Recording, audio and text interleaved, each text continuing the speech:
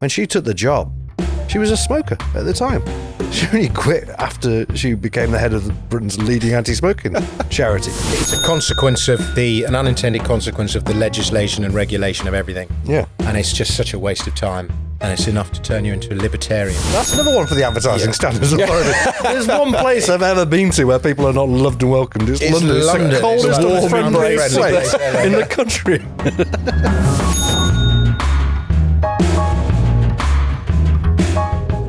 Hello and welcome back to Last Orders. I'm Tom Slater, editor Spiked, joined as I am in every episode by my co-host Chris Snowdon. How you doing, Chris? Not bad, Tom. London is crawling with children today. It being Easter, but apart from that, I'm doing okay. Hope you are too. Hello, viewers and listeners. Hello, viewers and listeners, and a big hello to Dominic Frisby, the author, stand-up comedian, and also the author of a couple of Substacks, if you want to give those a plug. Yes, I would love to give those a plug. Thank you very much. Hello, viewers. And Canary Wharf, where we are, is indeed crawling with children. And I'm not sure if that's a good thing or a bad thing. And so I'm a financial writer and a comedian, so if you like me for my comedy, please subscribe to frisbees.news. That's my comedy mailing list. And if you like me for my extreme opinions on financial stuff, it's theflyingfrisbee.com. Perfect. Everyone should go and check those out. We're going to get into the nanny state stories, the nanny state developments over the course of the past couple of weeks. But before we did that, we would be remiss if we didn't talk about the big news story today on Wednesday when we're recording this, Dominic, which is that the Supreme Court has announced what a woman is. There's been this big case that was going through the Supreme Court brought by a gender-critical Scottish group against a piece of Scottish legislation. And it's essentially found that under the Equality Act, when it refers to women, it actually means women, rather than someone who just believes themselves to be one. It's a really landmark moment, this, in a debate that has been going on for easily a decade now. It's been pretty torturous. There's been a lot of steps forwards and step back. What do you think? Will this actually kind of be a genuinely kind of significant milestone moment in this debate? Well, as someone with she, her in his biography on LinkedIn and someone who likes to frequent women's changing rooms and women's toilets, I think this is a huge loss. It's obviously a huge win for common sense. And but the other part of me just thinks it's insane that the amount of money that will have been spent and legislative time that will have been wasted on something that is just so basic and fundamental and obvious just seems, mental. And also it shows you how nuts it is that we need lawyers and judges to tell us what a woman is when, we don't even need biology to tell us. It's just patently obvious. Mm-hmm. Absolutely. And Chris, what do you make of this momentous day? I didn't know this court case was happening. I want to know more about the court case. How long did it go on for? Did they call witnesses? And if so, who? Call a scientist. This was a small child who might know the difference between these two very complicated categories. High court, so it must have been going on for a while. No, it's been going on for a very long time. It goes back to something that the Scottish government brought in, which is that they wanted to kind of boost representation on public boards for women. But they decided that category could also include people who aren't women. So as a consequence of that, you had a challenge. That's a good way of getting around that rule, isn't it? Absolutely. You run a male-centered business. So again, it was one of those things which naturally the gender critical campaigners took umbrage with. It became something which they brought cases against in Scotland itself, rattles through the courts, and it gets to this point. And it essentially was trying to settle what seemed to be this kind of conflict in law, because from about 1975, the Sex Discrimination Act very clearly sets out that there are men and there are women and that there shouldn't be discrimination on those grounds, apart from in certain situations like changing rooms, toilets, what have you. You've got the Equality Act, which obviously recognises sex as a protected characteristic, but also has gender reassignment. So that was always something, what does gender reassignment mean? What does sex mean in that particular instance? And then the Gender Recognition Act, which was 2004, I think, which basically allows people to go and apply for a certificate which says that they are, the opposite sex to what they were born in because they've been living in it for a certain amount of time, gives them certain kind of rights and allows them to change their birth certificate and so on. So you had this whole kind of mess of law.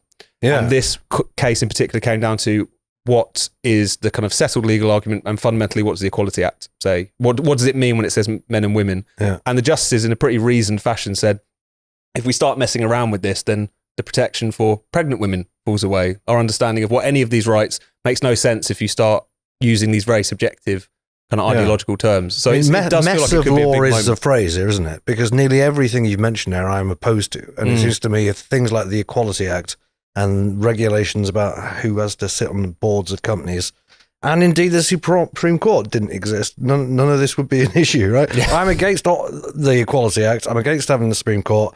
I'm a bit iffy about having the Supreme Court making these decisions because you can well imagine in a few years' time, when you've got different people on the Supreme Court that might go completely the other way, and then we all have to abide by the law then, This should just be a matter of private property rights and individual conscience and common sense, as far as I'm concerned. I'm delighted that they have finally, that they have done this, and I would be very entertained to see how they came to their conclusion and what witnesses gave evidence. But none of this should exist. Yeah. None of this should be a thing. It's a consequence of an unintended consequence of the legislation and regulation of everything. Yeah. And it's just such a waste of time. And it's enough to turn you into a libertarian. Join us. If you weren't one already. Before we move on, Chris, it's worth saying that Jolyon Moore was very upset by this. I mean, he wasn't... Not like him to be on the wrong side of a court case. No, absolutely. Because this is kind of what Jolyon did next, really, after Brexit and after going after the Tories for absolutely everything, was that he became a kind of crusader for trans rights, and he's expressed his not only... But not Fox's rights. Not Fox's rights, because that's the one... he's not inclusive of Fox's, particularly not on Boxing Day if they're bothering him while he's just minding his business. That's the only cool thing he ever did, in my opinion. Kill alphas. No, exactly. As someone that's who the grew up one on a thing he farm, got really that was got the grief one for. point at which you related to him. But I kept chickens, and I know what Right. pain in the arse foxes can be. Yeah. I was like, go Team Jolyon. They're vermin. Lawyers. But everything other than that, he is the kiss of death, Jolyon Moore, isn't he? It really is. Yeah, reverse, and he reverse caused Midas himself touch. too. Yeah, as soon as you saw him get behind it, you knew that probably the whole thing was going to peak. There's going to be a vibe shift. No, but all that court time could be spent on cases that actually matter. I mean, I'm not saying this doesn't matter, but you know what I mean, that deserve to actually exist. Like prosecuting politicians for having bets, for example, Tom. No, Well, exactly. good segue. Shall we? Well, I know we're going to maybe save that for later, but given we're on the subject, Well, it was such an obvious segue, I thought we might as well do it. no, we should. I think you're absolutely right. So this is the case that's been rumbling on since the election, where everyone will remember in the run-up to last summer's election, there were a number of Tory politicians who were also kind of close advisors to Rishi Sunak, as well as kind of close protection officers, police officers and so on, who were implicated in this scandal where they had allegedly been betting on when the election was going to be, therefore seemingly benefiting from having that kind of insider knowledge of when it was going to be called. It was obviously a big shock when it was called when it was. And Chris, now there's been a number of charges brought under the essentially sort of cheating laws, which I didn't realise that was the law against cheating. That was a clear-cut offence. But do you want to tell us a bit more about this? Because I remember you very confidently predicting hold my hands up. Yeah, I know this what you're wouldn't saying. come to anything. So I'm eating humble pie and crow and my own words today because I said nothing would ever come of this. It was all just a publicity stunt during the election. I still think it was largely a publicity stunt during the election. I think it was politically motivated.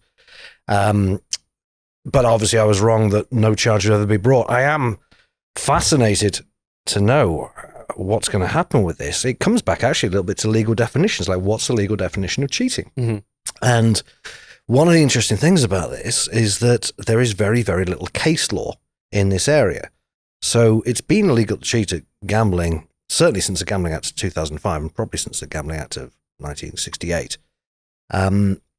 But you very rarely get cases go to court. What tends to happen is if a bookmaker or an operator is out of line in some way, the Gambling Commission gives it a fine because the Gambling Commission regulates those businesses. The Gambling Commission doesn't regulate individuals, thank God. And so it can only bring charges, which it hardly ever does. And it certainly hasn't done that I know of for this kind of thing before.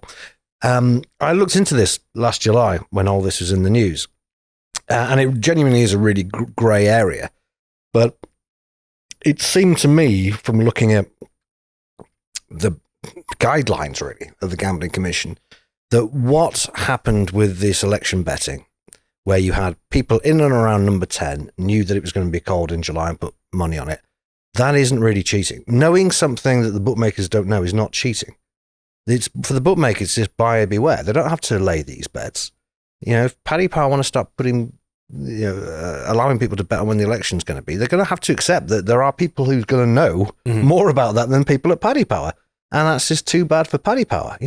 If you don't like that, then don't put the bet on. There are other examples like this of, who wins The Apprentice or something. It's recorded like 6 months previously. People know who wins The Apprentice. If you're going to put a book on for it, then you've got to accept that people might take advantage of it.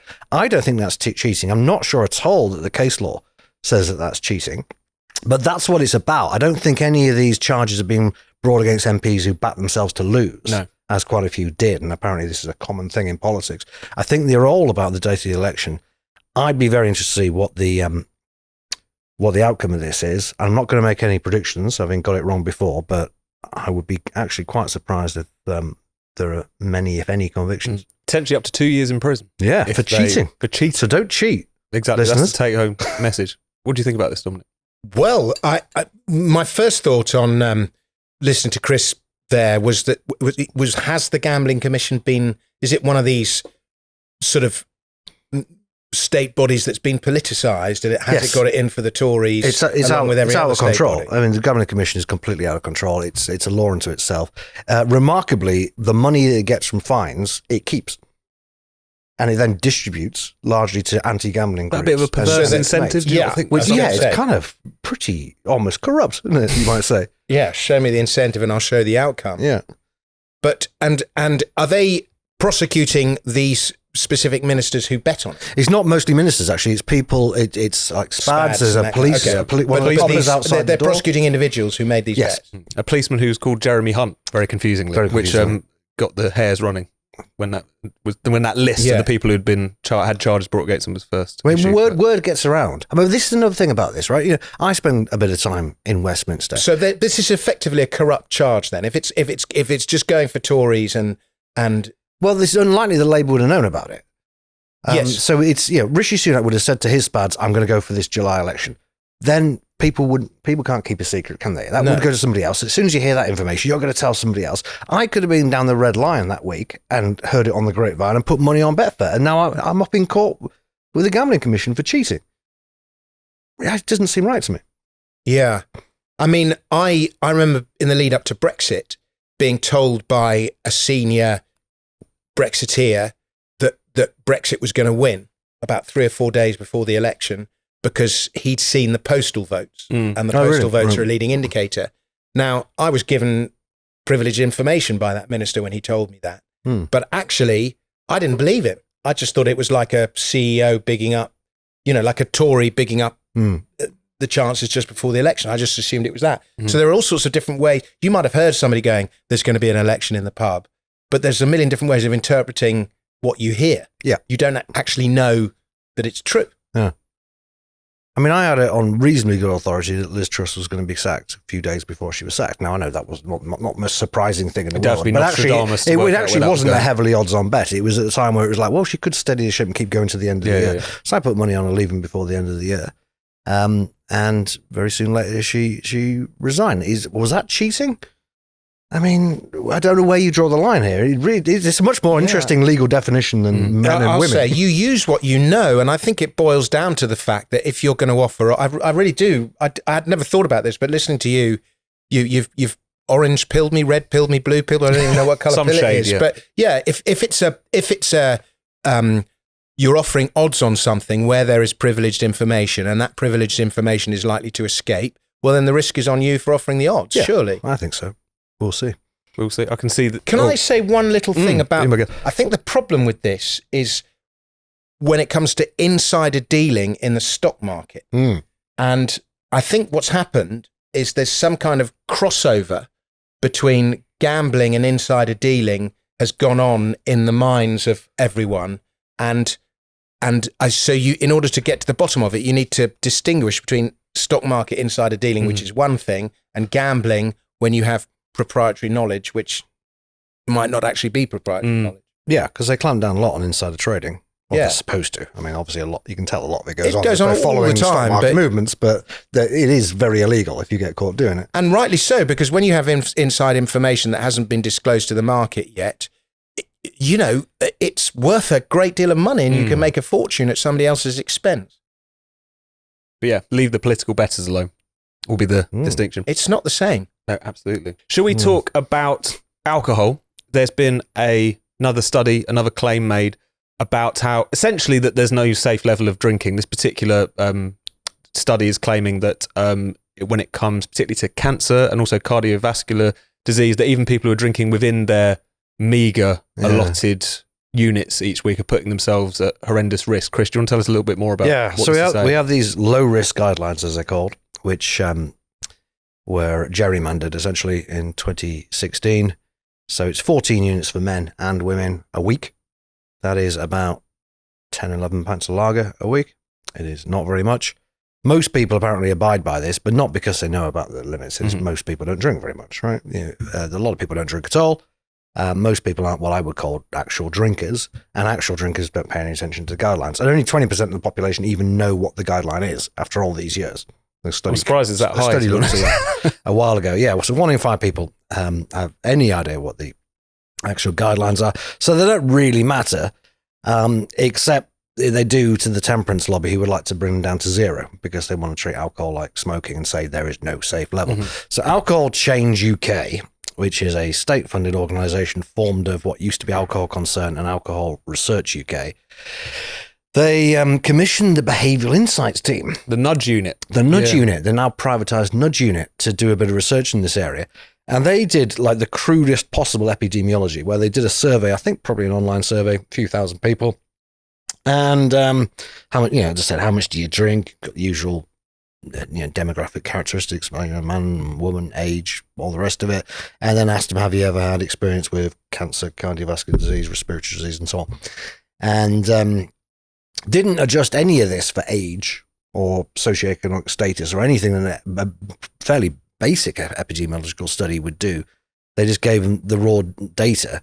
And supposedly this showed that only 1% of teetotalers had experience of cardiovascular disease, but 4 or 5% of people are drinking at low levels. The implication being that drinking the bare pittance that the government approves of is going to quadruple or quintuple your chances of getting heart disease. Now, if this were true, you'd think it probably would have been picked up in the massive epidemiological studies that have been going on for 50 years, which involve hundreds of thousands of people, but it hasn't. In fact, what those studies show is that you're at lower risk of heart disease if you're a moderate drinker. Really? Somebody who's a low-level drinker has a lower rate of heart disease than somebody who doesn't drink at all? Yeah, very, very much so. This has been shown again and again and again. The temperance lobby hates it, and so you keep reading different headlines, mixed messages, because they're trying to constantly sow confusion. But no, you're looking at about 25% reduction in heart disease, also stroke. Against a teetotaler? Against a lifelong teetotaler, yeah. So this was published. It got a bit of pickup, but I was most interested in what David Nutt had to say. You know David Nutt, Professor David Nutt. So he's the guy who got sacked years ago for saying that horse riding is safer than taking ecstasy. You must remember that, Dominic, do you? No. You don't? I don't follow the news that closely. He's a big pro-drugs guy. He's also but he's obsessed with alcohol, isn't he? He's developing his safe alcohol alternative. Chaperone. All that. I didn't realise that's what it's called. Yeah. So he's basically, Tom's right. He's very pro-drugs. He's very pro-legalisation. He's very sound on vaping. He's a real curate's egg, actually. He's sound on a lot of things. But there's this real blind spot for alcohol, which he's really against. And I guess you could say as a conflict of interest, because he's basically trying to create what is essentially a legal high, which mimics alcohol. But I don't think that's what it is, actually. I think he's just got a bee in his bonnet about it. So he got sacked years ago under Gordon Brown because he was on the government's drug advisory board. And his big thing is like doing league tables of risk for different substances. And they're pretty counterintuitive, some of these things, because it would suggest that you are much better off taking ketamine than you are having a glass of wine and stuff like this. He doesn't look at the socioeconomic, the social context of any of this stuff. It's all about health and risk. And yeah, and does it take into account the quality of the ketamine and where you buy it and the risks you take buying the ketamine and all that kind of thing? Because I imagine David Nutt's getting the good stuff. What he should do is assume there's a legal market and this stuff is pure, but I'm not sure whether he does or not. Anyway, he still puts alcohol right at the top of anything. So he got involved with this press release. And he said, there are people who think I've got 14 units a week before I get to my limit. I've got 14 units. I can have 7 drinks on a Friday, 7 on a Saturday. That's okay. Well, firstly, as I say, only 1 in 5 people even know what the guidelines are. And I'm pretty sure the rest of them don't care, either because they hardly drink or because they drink a lot. I don't believe there's really anyone who thinks I'm going to split it over a Friday and a Saturday. And even if they did, that's only 3 pints a night, right? So is that a problem? He said, we know that drinking the maximum allowance in 1 or 2 goes is very dangerous. Not just dangerous, very dangerous. So 3 pints on a Friday and then 3 pints on a Saturday, very dangerous. Mm-hmm. That's what you have at lunchtime. More so than horse riding over that time, or horse riding with some ketamine. This is vastly. I don't want to overcomplicate this. Is even it's even more dangerous than horse riding. I think he didn't say that. So that's he's learnt not to go back to that comparison. That's the implication. Yeah. And so it's just, well, this David Nutt's being silly again. A temperance organisation is trying to scare people, but they're not even happy now with you drinking at the pathetic level of 14 units a week. They've got to go after that. We are going towards this kind of zero tolerance approach to alcohol because these people are imitating very overtly the anti-smoking lobby, where they say no, not just no safe level of smoking, no safe level of passive smoking. And once you have a guideline that is essentially zero, then every drinker is drinking at an unsafe level. And if you don't think the government is going to respond to that with some vigorous action, then I've got a bridge to sell you. But that's the way it's going. There's so much of this going on at the moment. With the Surgeon General in America a few months ago saying we need cancer warnings on alcohol. It's all about, let's hammer home this message. There's no safe level. It causes cancer. Basically, it's like cigarettes. That's the message. What do you make of this, Dominic? As someone who's both a libertarian but also a very clean living man these days. Well, I am a clean living man, and I've dramatically cut down my alcohol consumption. And I think at one point in the distant past, I did know what the safe level was because my dad used to talk about it. This is like 35 years ago. And I was so far above it that I think I just blocked out. It was a lot higher 35 years ago. Oh, was it? I always thought it was 21 units. It was 28 35 years ago. Go back even further, it was 56. Oh, my goodness. And that was mandatory in those days as well. Those slightly different times. Well, as Simon Evans often said, that means you could drink every night of the week. I'll probably get this wrong because I'm not a professional comedian. you split that over 7 days, like David Nutt would assume we do, and you will be drunk. Not just, you will be over the drink drive limit. You'll be unable to, sorry I get this wrong. So you will be unable to drive, not just legally, but actually unable to drive. Those were the days. But I think there is evidence that you know, a bit like sugar, we used to drink much more than we do now. Yeah, yes. Exactly right, yeah. But in any case, like, I used to drink a lot, and in the last couple of years, I've dramatically cut down the amount that I drink, and I will say that I feel a lot better for it. You look better for it, Dominic, as well? Thank you. And I've lost weight, and I just feel generally better and stronger, and a lot of the bad decisions I've made over the course of my life can be attributed to alcohol. So I'm currently in the camp of it is not such a bad thing if you cut down your drink, but I cut down my drink not as a result of some government study or some government guidelines or anything else. I needed to lose some weight, and I wanted to just sort of clear my head a bit and take a bit more control of my life and so on. And I just cut down as a result of, you know, following health bros on Twitter and that kind of thing. And so, are you now within the 14 unit limit? I'm probably around about that. 15 units. I mean, I do drink 2 or 3 days a week, and I'll have 2 or 3 pints. When I go so on even stage, you, who has made a point of really cutting down and going on a health kick, still exceeding these stupid limits. Well, it depends on how many gigs I have, because I'm funnier after a pint, so I tend to have like half a pint before I go on stage. So if I'm doing gigs over the course of the night, I'll drink a pint, maybe 2 pints. So, you know, so part of it is lifestyle, and the main thing is I just stopped drinking at home. But in any case, all of that is as a result of my own choice and my own people I follow and my own experience. And I just don't think we need the government to tell us how much we can and can't drink. The other thing that, listening to you talk, that it sparked off was Wayne Wheeler was the American who was behind the temperance movement. Yeah, the temperance movement. And the reason that he was such a anti-temperance, you know, nut job was that when he was a little boy, he was stabbed on his farm by one of the farmhands who was just drunk with a pitchfork, stabbed him in his leg and left him with a sort of lifelong injury, and that left him with a lifelong hatred of alcohol. And so his hatred of alcohol was as a result of bitter personal experience. And I think the evidence, when I said people used to drink a lot more, I was thinking, you know, late 19th century USA, I think alcohol consumption was very high, particularly in the amongst Northern European immigrants, Irish, German, British, all the rest of it. in any case, I think if you were to look at, I don't know this guy, David Nutt, but it wouldn't surprise me. A lot of them have had a bitter experience with alcohol. Maybe they have a parent that's an alcoholic or something like that. And I say this, my ex is an alcoholic, and it's bad. Alcoholism is bad, and it really can hurt people. But one person's experience is not everyone's experience. And a lot of these temperance campaigners, if you delve around in your in their past, a bit like Wayne Wheeler, you might find there is some early trauma in their lives that has given them this, that has put them on this mission. Some of it might be, but when I did my book about the history of anti-smoking, Velvet Glove Iron Fist, available on Amazon, I was expecting to find lots of colourful characters with that kind of story, or religious maniacs, and there were in that era, the late 19th, early 20th century. These days are this professional lobbyists, really. They haven't even got an interesting backstory half the time, more than half the time. They just do it as a job. They go from one job to another. I don't think they care particularly about the issue. And so it's all part of the blob, essentially. It's part of the legislation and regulation of everything, and these bodies are paid large amounts of money by the government subsidy to exist, and so they make it their life to tell everyone else what to do. Yeah, it's just a job for them. They get paid to campaign. They don't really care what they campaign about. Deborah Arnott at Action Smoking Health, I only found this out quite recently. When she took the job many years ago, 2003 or something like that, she was a smoker at the time. She only quit after she became the head of Britain's leading anti-smoking charity. And before that, she was a TV producer. Was she doing that to try to quit, maybe? She thought this would be the incentive I finally need to... we probably would give you an incentive, I guess. Yeah.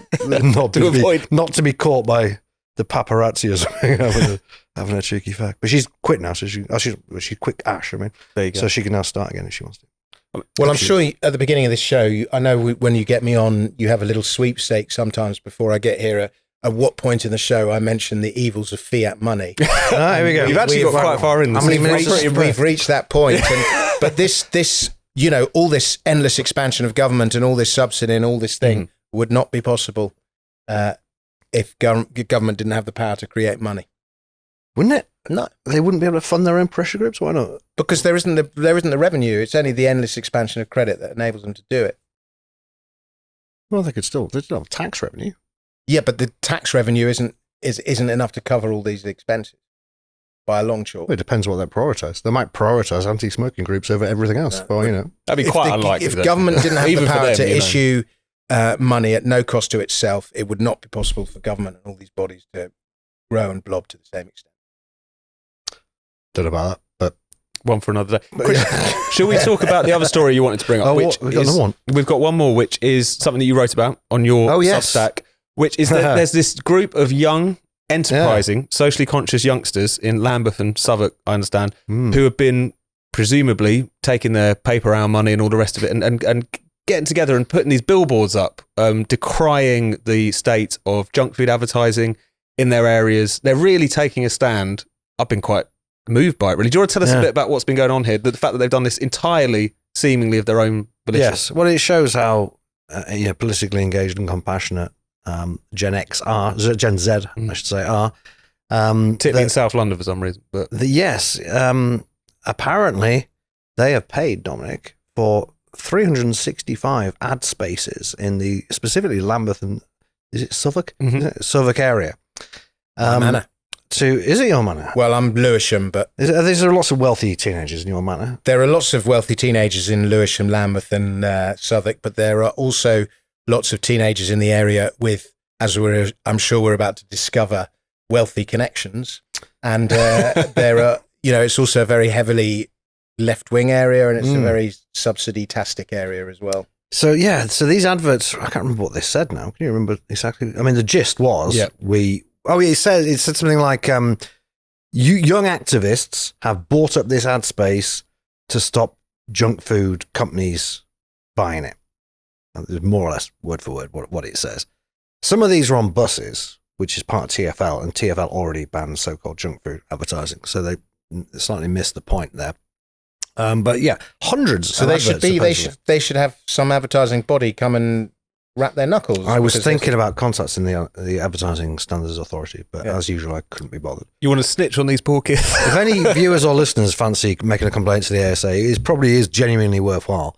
Because for two reasons. Firstly, the so-called junk food companies couldn't buy a lot of that space anyway.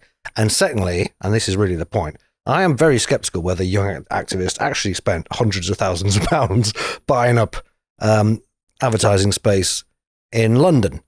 I don't believe, A, they've got the money, and B, I don't think they care that much about advertising. The person who does care about this is Jamie Oliver, who founded an organisation called Bite Back 2030 some years ago after his businesses all collapsed and he'd succeeded in getting the sugar tax through, and an organisation called Impact on Urban Health, I think it's called, which is part of the Guy's and St. Thomas's Trust, which is this vast, it has tens of millions of pounds a year to dish out to people. And it gives, I think, most of it to Impact on Urban Health. And it's from Bite Back and Impact on Urban Health I learnt about this particular stunt. Now, I should say it is possible that these guys got together and they went out with buckets in the streets of Lambeth, getting money off young activists. I didn't see them.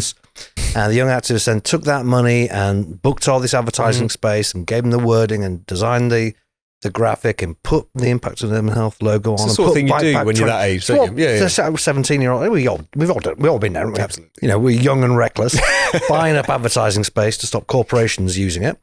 On the other hand, it's possible that it was just these very large, multi-million-pound do-gooding charities did this, and this is an obvious example of astroturfing. You decide, listeners and viewers, you decide.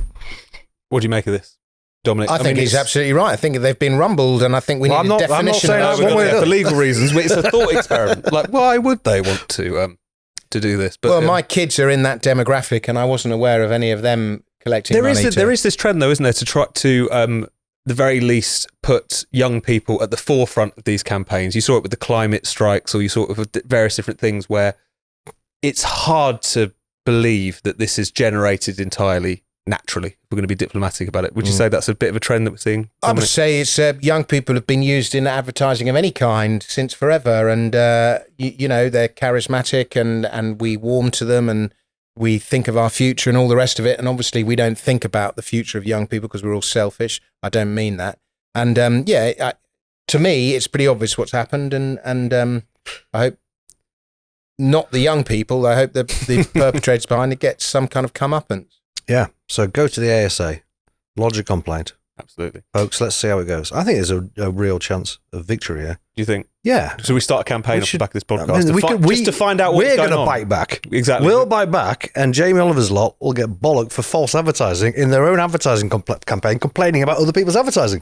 But the problem is because the message is good, they might not have their knuckles wrapped quite as hard as they otherwise would. Possibly. I don't know where the ASA stands on that. It is an industry-funded body, which doesn't mean it's biased towards industry. If you look at its judgments, it clearly isn't. But nor would you think is it completely taken over by left-wing loons. I don't know. We shall find out. We'll put some sort of email template up on the website that people can copy and paste. I can't see how far doing that. I might as well just do it myself. Under all your various different aliases.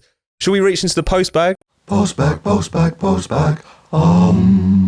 It's bulging, Let's reach into the postbag, see what our listeners and viewers have been sending us messages about. There's one here for you, Dominic. Oh. It's a bit personal.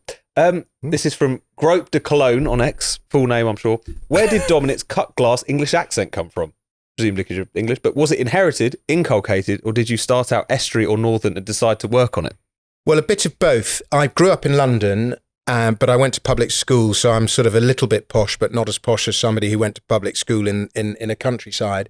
But my dad was an actor and put great importance on voice and speech, and I trained as an actor, and so I spent a good 10 years of my life working really hard, like a physical thing, like you would a sport, learning to speak as well and properly and clearly as possible. And actually my speech has got a lot worse as I've got older. I've got awful A sounds, which I didn't used to have. And then as a result of all that, I spent most of my life working life doing voiceovers and doing it that way. But it was something I guess I was slightly born into by virtue of the fact that I was English and went to public school, but mainly because I had a theatrical father, and also just working in theatres when you're young, having to fill big spaces, develops your diction. And one of the reasons why diction is so bad now compared to what it was in the 50s is the microphone. We don't need diction in the way that we once did in order to bring to project your voice clearly. So it was something I worked at, basically. There you go. So it stood you in good stead, isn't it? It paid off well with all the voiceover work. I think so. And I mean, I get really wound up when I see people speaking badly, particularly broadcasters, people in positions of power. It really winds me up. Because, of course, on top of your voiceover work, you've got all this satirical comedy song and pieces that you put out. So you can clearly see where that has benefited for you. But Chris, a lot of those songs you wouldn't be able to do because a lot of them I have to speak so clearly, and obviously if you don't hear the words, you don't laugh because you don't hear what I'm saying. You know that to be able to do that, hopefully I make it look like it's quite easy, but it is actually quite hard, and a lot of people wouldn't be able to do it. Absolutely. And Chris, we've got a question here in the run up to the local elections. Yeah. Which is asking. Looking forward to those. No, exactly. Is anyone else gripped? I mean, it could be quite interesting. Purdy yet? We've got an unpopular government. We've got reform coming through. Who knows? But this may be your last. Reform have got their own problems. They do. They very much do. Who doesn't? This is a question from Freedom Not Tyranny. Again, I'm sure that's their Christian name. This may be your last episode before local elections happening on the 1st of May. What particularly dumb things have you seen local authorities do in recent years? Anything in your neck of the woods? Not really. Fair enough, Dominic. I was talking to Dominic before about houseboats. We've got a lot of houseboats in your part of the world. Yeah, and they're allowed to dump their sewage into the river at high tide, which I think is a bit out of order. Don't want to start coming over old Fergal Sharkey, but they're worth a lot of money, these houseboats these days. One of them was on Grand Designs recently, folks. If you want to watch Grand Designs, you'll see where I live. It's just described as being near Worthing, which I thought was a bit insulting. But the council allowed them to get away with that. So I'm surprised because I used to live on a boat on the river, that was in London. In fact, here in Canary Wharf, and you were not allowed to put your sewage into the river under any circumstances. You had to go and get it pumped out. Yeah, rightly so. Yeah, but apparently different rules in my neck of the woods. I was walking here and I saw a sign for Lambeth Council on the way here, and I haven't got my phone to grab because I took a photo of the sign. I have no idea what it means, but it said, Lewisham Council, and it said Lewisham Council is the first council that is a sanctuary, and I have no idea what that means. Bird sanctuary? No, it had a sort of image of two must be something, I don't know. Because that's a very American thing to be a sanctuary city is like a thing in America where they would say that we're welcoming of refugees or so. Maybe they've just cribbed that. I don't know. Unless it is actually wildlife. There's some adverts on the tube at the moment you must have seen from the Mayor of London, who spends a lot of money advertising himself, doesn't he? Yep. So it says something he's got to fill the gap left by all those McDonald's ads. Everyone is loved and welcomed in London. Like that. It's like, well, how can you lie? That's another one for the Advertising Standards Authority. There's one place I've ever been to where people are not loved and welcomed. It's London. It's the coldest and friendliest place in the country. Incredible. Right, let's. There's one that's been actually in the bag for some time, which I thought it might be worth us discussing. So, spotted Chris Whitty in Tesco Express this week. This is a few weeks ago, but still. Oh, yeah. It's an interesting story in and of itself. Huge disappointment was not seeing him buying tabs. What products would you like to see Keir Starmer buying? Is that just something kind of hypocritical? Just something incriminating? I don't know. Springing some questions on us. No, exactly. Well, I can tell you, I would like to see him buying beef tallow. Say more, please. Beef dripping, because that entire cabinet, but David Lammy and Keir Starmer in particular, have way too much seed oil in their diet, and they need to reduce it for the good of their own health and replace vegetable oils with either lard or beef dripping. So this is another one of your kind of health awakenings. The health bros. You're not worried about your cholesterol? No. Cholesterol's in good nick, is it? No, my cholesterol's fine. It's we talked about it before, Chris, and you expressed doubt. Well, I don't know. Slightly disparaging doubt in the same way you did my fiat money argument. But I think Chris's body is a temple as well. He just gets there with a slightly different route. The all those vegetable oils, rapeseed oil and sunflower oil and all that we deep fry everything. I know correlation is not causation, but the more we use them, the more obese people get. And when we used to deep fry stuff in tallow and beef dripping, you can say about a lot of things, can't you? So, people don't smoke anymore. That's why they got fat. Yeah, there's all sorts of people aren't as sexist as they used to be. Mm-hmm. Maybe it's true. Maybe seed oils are bad for you. Let's just go back to how we were in the 70s when people were slim in every respect. Also, as you say, Dominic, correlation isn't causation. But I have noticed that a lot of comedians are quite into, health these days. We had Leo Kearse on a few weeks ago. Yeah. We got into this a little in favour of the nanny state. We even noticed that Lewis Schaefer has gotten bang into his, he's got a big thing about things like that. His protein. He's very paleo, isn't he? Yeah. Protein. Is there a kind of crossover here? Is this the Joe Rogan influence? Is it? No, it's been like that for a long time. Because I can remember maybe 20 years ago, even the Perrier, all the nominees for the Perrier Award, which was the Edinburgh Comedy Award, was then the biggest award in comedy. Maybe 2004, something like that. They were all teetotal. And it was like, oh, where did that come from? Is that why it was sponsored by Perrier? Because that was the prime market for it. I guess so. No, it's one of those weird legacy things, and Perrier abandoned it after a certain point. But the idea of the sort of the hell-raising, drinking, all that comedian, it's slightly, a lot of comedians. There are some that drink a lot and do drugs and all the rest of it, but a lot of very clean living. And in fact, one thing you notice with comics is they may not be have the highest IQs, but a lot of very good comics have fantastic recall. And you see it with, Peter Kay and Ross Noble. They've just got this ability to recall trivial stuff from a long time ago. Like if you talk to Peter Kay about theme tunes of music from the 1970s, they do very well in quizzes, comedians often do. And they've got this recall thing. And booze goes against that. So somebody, even like Peter Kay, he's very much last generation of comic and may not be the healthiest man in the world, but he never drank. Yeah. It's quite common. Very interesting. I'd like to see Keir Starmer buy Madry. Just because it's your new favourite brand? Or because theoretically my favourite lager, yeah. Mm-hmm. Isn't Madry another beer? Isn't it it's a front? No, unfortunately that's an urban myth. People say it's just Carling with a few more hops. Yeah. But I'm told it's not. It is made, I think, by the same people who make Carling. It's certainly made in Britain. That's the funny thing about it. Yeah, so they branded it to look like whereas the Lidl version or the Aldi version, which is very clearly copying the packaging, is actually made in Spain. Lucy, let me corner. I will be at a event discussing the case at Unheard on Wednesday. So if anyone throw that in, I want a few people there who are not crazy in the audience. Exactly. To help me out. You've got to be on Chris's side if you want to come to this. That's the one preferably, condition. Yeah. Yeah, I would take on Letby. I don't. Okay. Move on. That's Lucy Letby Corner concluded. And very finally, Dominic, because we are a very libertarian, anti-ban podcast, we always ask our guests, if you had to have one ban, what would it be? The only conditions that we attach to this is it can't be anything too worthy or too sort of meaningful. It's just got to be something that really irritates you, irks you on a day-to-day basis. That if you were to, for a moment, indulge your kind of inner dictator, what would you stamp out and get rid of? You are a dictator.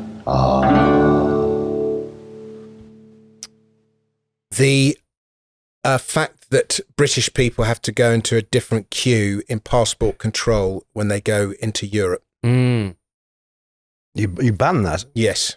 Well, you voted Brexit. You wrote a song about it. So are you a regretter? I'm a regretter about that. But the queues aren't any different to what they were before. No, sometimes it can be a boon getting into... Of all places, I was in the queue for Switzerland. It took me an hour and a half to get through passport control in Switzerland. Like, why did Switzerland do it? And it's annoyingly spiteful as well, isn't it? It's exactly what it was. Because we don't do it in the other direction. Exactly, we don't. And it was a petty and spiteful measure. And if I was a politician negotiating some bollocks with fishing rights or something, whatever Keir Starmer's negotiating at the moment, I would go, okay, fine, you can have whatever you want, but we want no queues in passport control. That's my ban. Well, you want to be in the same queue as EU citizens, is what you mean? That's my ban. I've never noticed. And I'm going to have a million people tell me I'm a hypocrite. Well, you are, yeah. That's my ban. Yeah. This is we were allowed to be hypocrites. Absolutely. This is the safe space in which that's allowed to happen. I hope you enjoyed that episode of Last Orders. If you're watching this on YouTube, make sure you subscribe and click the bell so that you never miss another spiked video. If you're listening to this on your podcast app, make sure you subscribe there and leave us a glowing 5-star review. And if you'd like to get in touch with your questions or band suggestions, email us at lastorders@spiked-online.com.